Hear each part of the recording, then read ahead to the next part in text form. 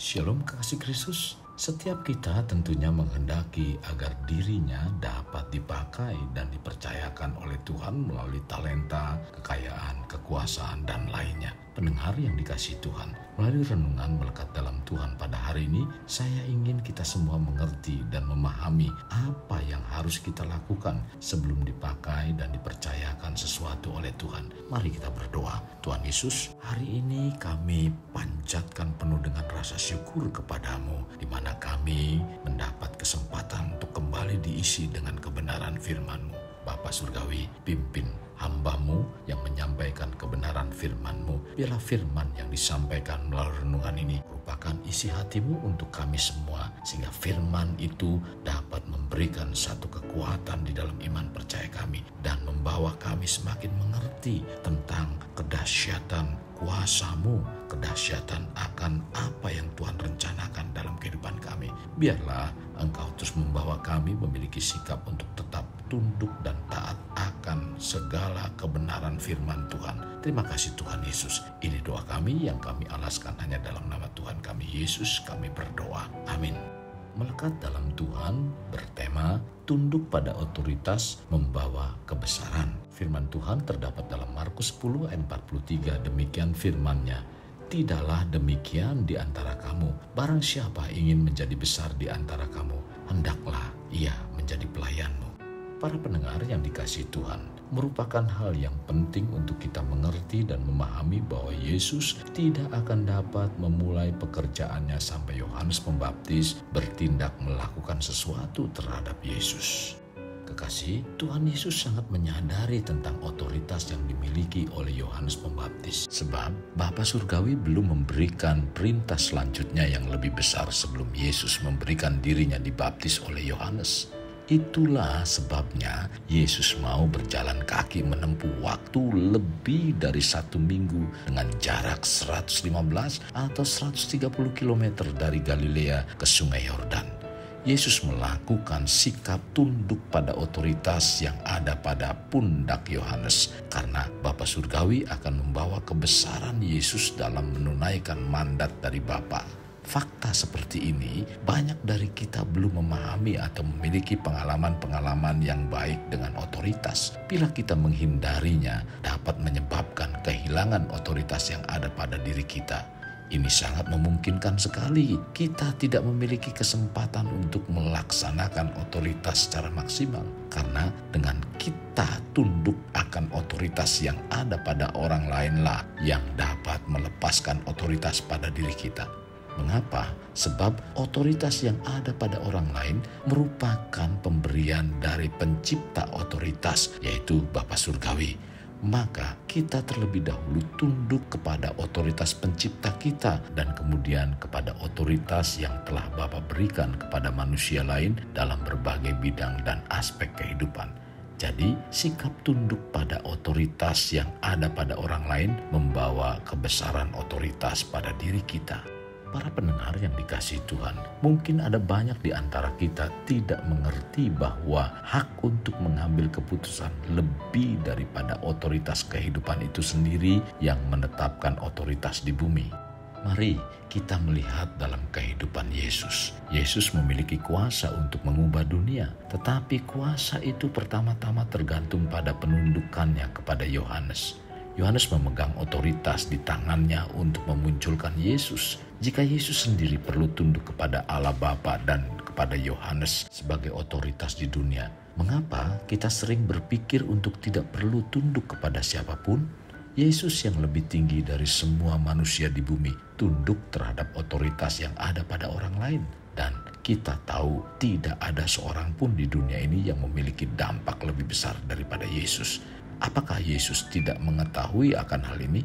Tentulah Yesus mengetahuinya, tetapi Yesus tetap tinggal dalam otoritas yang telah diberikan kepadanya dan yang telah diteguhkan dengan berbagai cara saat kelahiran, penyunatannya, dan sampai pada usia 12 tahun. Saat 8 hari di mana Yesus harus disunat untuk menggenapi hukum Taurat, Yesus dibawa ke Yerusalem dan berjumpa dengan Simeon, orang yang benar dan saleh yang menantikan penghiburan bagi bangsa Israel.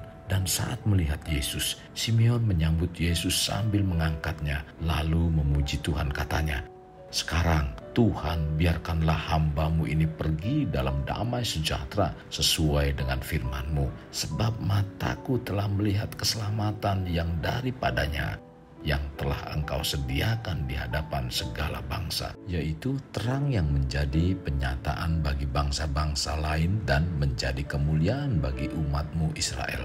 Tertulis dalam Lukas 2 ayat 25-32. Selanjutnya, dalam pasal yang sama, pada usia 12 tahun, Tuhan Yesus membahas pertanyaan-pertanyaan mendalam tentang Allah dan Alkitab dengan guru-guru di Bait Suci. Tercatat dalam Lukas 42-47. Demikian juga ketika Yesus merasa Allah Bapa mendorongnya untuk dibaptis oleh Yohanes, Yesus meninggalkan daerah di mana ia tumbuh dewasa dan pergi ke Sungai Yordan.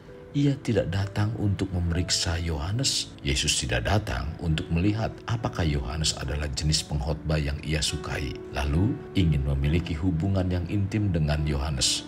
Yesus adalah anak Allah yang memiliki kesetaraan dengan pencipta dunia ini, datang mencari sebuah otoritas yang dirinya sendiri mengetahui bahwa dia harus tunduk kepada otoritas di luar dirinya, dan Yohanes mengetahui bahwa itu berasal dari Allah Bapa.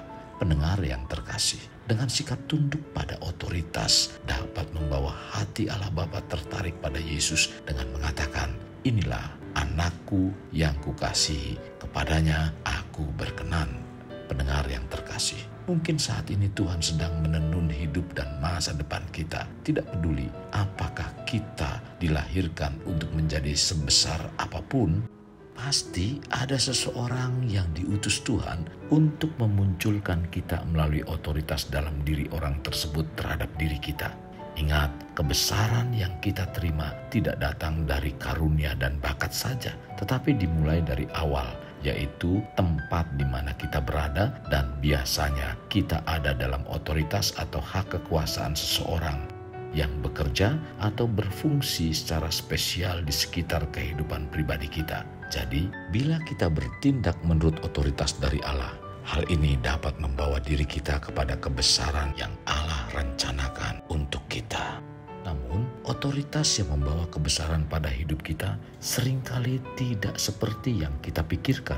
Tuhan Yesus memberitahukan kepada kita sebagai murid-muridnya, "Barang siapa ingin menjadi besar di antara kamu, hendaklah ia menjadi pelayanmu, dan barang siapa ingin menjadi terkemuka di antara kamu, hendaklah ia menjadi hambamu."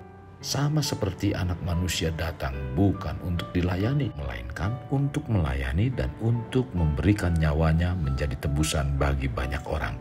Tercatat dalam Matius 20 ayat 26-28. Para pendengar yang dikasihi Tuhan, ingat bahwa otoritas atau kekuasaan tidak tergantung pada gelar, apapun gelar kita, dan berapa banyak gelar yang kita miliki. Semua itu tidak membuat kita dapat menjadi otoritas atau kekuasaan sejati. Otoritas atau kekuasaan melampaui gelar, dan itu menurut apa yang Allah telah tempatkan dalam diri kita. Contoh, Yesus tidak merasa rendah ketika ia memberi diri dibaptis oleh Yohanes. Namun Yesus berkata kepada Yohanes, "Biarlah hal itu terjadi, karena demikianlah sepatutnya kita menggenapkan seluruh kehendak Allah." Tercatat dalam Matius 3 ayat 15. Secara tidak langsung, Yesus mengatakan, "Yohanes, kedudukan atau gelar apapun tidak menjadi masalah. Yang terutama adalah kita harus mengikuti Sang Pencipta otoritas." Pendengar yang terkasih, ingat, setiap kita, apapun kedudukan atau jabatan dan gelar, masih ada otoritas atau kekuasaan di atas kita. Maka milikilah sikap taat dan belajar untuk memiliki sikap tunduk apabila Tuhan ingin menyatakan sesuatu yang besar pada kita. Kekasih Kristus, mari bawa hidup kita menjadi pribadi yang dapat memerdekakan orang dari belenggu kehidupan, layaknya terang yang menerangi kegelapan. Karena itulah yang Tuhan inginkan pada kita sebagai warga kerajaan Allah. Mari kita berdoa. Tuhan Yesus, terima kasih buat hari ini di mana firman-Mu sungguh sangat memberkati kehidupan kami, di mana rohani kami dicelikkan, kami terus dibawa untuk memiliki sikap tunduk pada otoritas, yaitu otoritas bukan hanya kepada diri pribadi kami sendiri, melainkan pada otoritas yang dimiliki juga oleh orang lain. Karena dengan sikap demikianlah Tuhan akan mempercayakan sesuatu yang lebih besar dalam kehidupan kami. Kami bersyukur firman-Mu mengingatkan kami untuk tetap memiliki sikap tunduk itu. Tuhan, mampukan kami lewat Roh Kudus inilah yang terus akan mengarahkan dan memampukan iman percaya kami untuk berjalan seperti apa yang Tuhan inginkan. Inilah doa dan permohonan kami dalam nama Tuhan Yesus kami berdoa. Amin. Kasih Kristus, mari kita akhiri dengan mengadahkan kedua tangan kita. Terimalah anugerah berkat dari Allah Bapa, kasih sayang daripada Yesus Kristus dan persekutuan dengan Roh Kudus yang memberkati, melindungi, dan menyinari engkau dengan wajah-Nya, serta memberi engkau kasih karunia di mana Tuhan menghadapkan wajah-Nya kepadamu dan memberi engkau damai sejahtera. Tuhan juga mencurahkan berkat secara rohani, berkat secara jasmani, dan berkat secara ekonomi, di mana berkat Abraham, berkat Ishak, berkat Yakub dicurahkan dan dilimpahkan dari saat sekarang sampai Maranatha tiba dalam nama Tuhan Yesus. Amin. Sampai jumpa di renungan berikutnya. Tuhan Yesus memberkati.